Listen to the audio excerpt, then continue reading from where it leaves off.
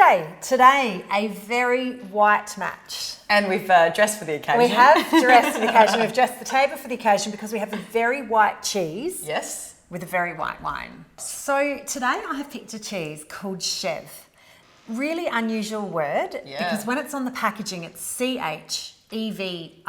And there's an accent mark. And there's an accent mark. And so with our Australian rules of grammar and pronunciation, I think we just would want to say chèvre or chèvre or chèvre, not really understanding that it's a French word. And so in Australian, just to be safe, I say chèvre, but I'm going to get you to have a go at saying it in French. This is attempts as well, so I'm going to go for it, chèvre. Yeah. So the end's that kind of Yeah. So that's why I say to stay safe, just say the first syllable. Let's just call it chèvre. And what does chèvre actually translate into? So it means, chèvre, the word, means goat, literal translation. Okay. So that this is called goat because it's made from goat milk. And I liken it to a fruit orange. The orange fruit citrus is called orange because it's the colour orange. But we don't call any other fruit and veg that's the colour orange. Orange. No, I like that analogy. Just that one. So there are so many goat cheeses in the world. Only this one gets called chèvre. And it means that it's creamy, acidic, mild, tangy. I've got the perfect pair. What have you got? So I have a Sauvignon Blanc here. Right. And so what is the worst pronunciation you've heard on that? Oh, a Sauvignon Blanc. Okay. And to that, I actually go blank. So okay. So Sauvignon Blanc. Yep. Limited sort of knowledge of French. Blanc, I remember being white. Yes. So the word Sauvignon actually derives from the word sauvage, which means wild in French. Oh, so wild white. Yes. So does that mean this grows wild? Yeah, so it's actually one of the most widely planted grape varieties in the world. Ah, so it's sort of wild in terms of it's everywhere. But you know Cabernet Sauvignon? Yes. Is it related? Oh, good memory. So this is actually the mother of Cabernet Sauvignon. This is the mother? The mother. So what's the father? So Cabernet Franc. Oh, there you go. Keeping in mind that we always talk about congruent and complementary. So like or same or same different. Yep. I think we've gone congruent. We've gone congruent because it's like. Like. Acidity fresh. Fresh. Crisp. Let's try it.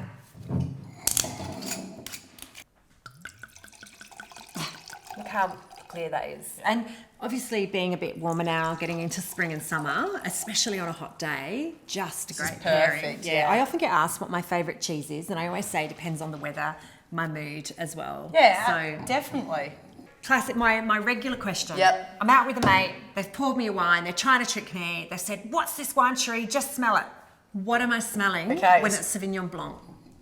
So we're going for it because it's Adelaide Hills, it's a bit cooler of a climate. So this is the classic word, and everyone hates this, but gooseberry.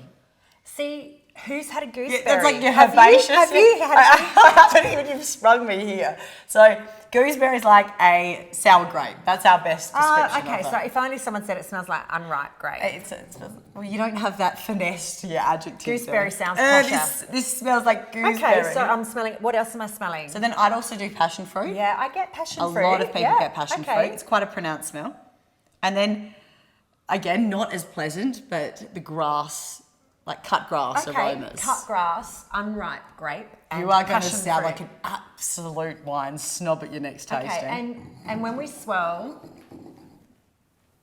it hasn't got long legs. No, it's not nowhere near like the full body of the Yeah, Cabernet right. Sauvignon. But the thing with this is, if it's too cool, you're not going to get the aromas that you should, because it's just going to be more acid. Okay. So sometimes just kind of warm up the glass a little bit. Okay, so that will lead me on to then, what is the ideal serving temperature for this wine? I'd say 8 to 10 degrees. And our fridge runs at 4, so it is naturally just going to come out a little bit cold. A little bit cold. So I've always been of the understanding you hold it there, Absolutely. so you don't warm it up. But if it's too cold, you're deliberately just trying to so warm you up. maximise the taste. Yeah, right.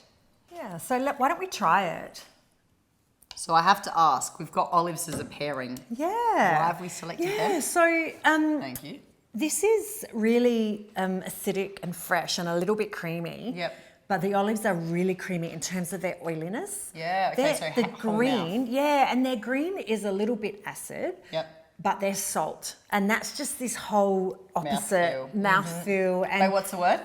Opposite is complementary. So there we go.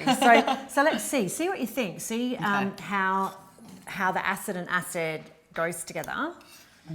And then when you've had all that, try the olive and see what you think. I think what I like about this is, again, you get that stripped mouthfeel.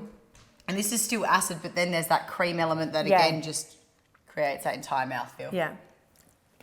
So, Sheree, this isn't the first time that this pairing has ever been done. Oh, but I thought we were like unique and like we're trailblazing in the Adelaide Hills. So in the Adelaide Hills, perhaps. So tell me where it is. I know where it is, but enlighten all of us. So this is actually a French pairing. Yeah. So in the Loire Valley. Yeah, so map of France, middle. Yep, middle. Yeah, and so Sauvignon Blanc grows there prolifically. Absolutely. And all the goat cheeses are made in this really beautiful, fresh style, just to match the wine. So this is a regional pairing in France. France. It's a true regional pairing, but again, our mouth and our palate just picked on that absolutely. Night we matched. And the night we matched.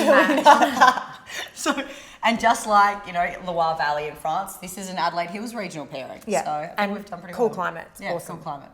So the serving temperature of Sauv Blanc? Yes. Chèvre. So this is our first example of a fresh cheese, and that means that there's no mold around the outside, there's no maturation around the outside, so therefore fresh, therefore treat it like a white one. Okay. Serve it chilled. Yep, and the funny thing is that if you serve a cheese like this too warm, it actually gets really acidic in your mouth, much like a white wine can get really, really acidic. I was just going to say, too cold and you lose that vibrancy of the wine, so I guess that's exactly right. And too warm, you get way too much acidity. Yeah. So, serve these ones chilled. So we've learnt that red wine lasts, once you've opened it, 3 to 5 days. What about the white wine? I say white wine has a little more lifespan. Yeah. So 5 to 7 days. Yeah, right. But just ensure it's in the fridge. Oh, in the fridge. And maybe that's why it lasts a bit longer. Yeah. So the funny thing is it's the opposite with fresh cheese. It lasts less than our mature cheeses. So I would say up to a week in the fridge in an airtight container. So they're probably pretty equal.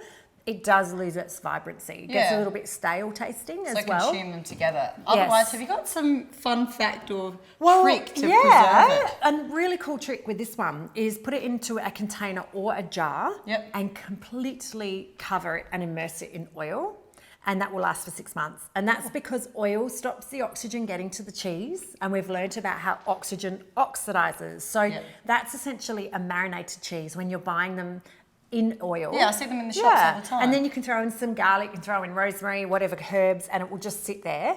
As you take the cheese out, if the oil level drops and it goes under the cheese, you've got to top it up. Do you have a certain oil that you use? 30% olive oil and then 70% any other oil that won't solidify in the fridge, because olive oil over a 30% blend will look like it's butter in the fridge, so it will solidify. So fun fact. Yeah, fun fact. So I'm actually going to handball to you. I want to know, what is TJ's fun fact? Okay, so when you go to the US and you're asking for a Sauvignon Blanc, you actually order a Fumé Blanc. So they don't have Sauvignon Blanc? They use the title Fumé Blanc, which is essentially a translation for a smoked white. Do they smoke it? They put it in oak treatment. Oh my gosh, I can't even imagine having that in oak.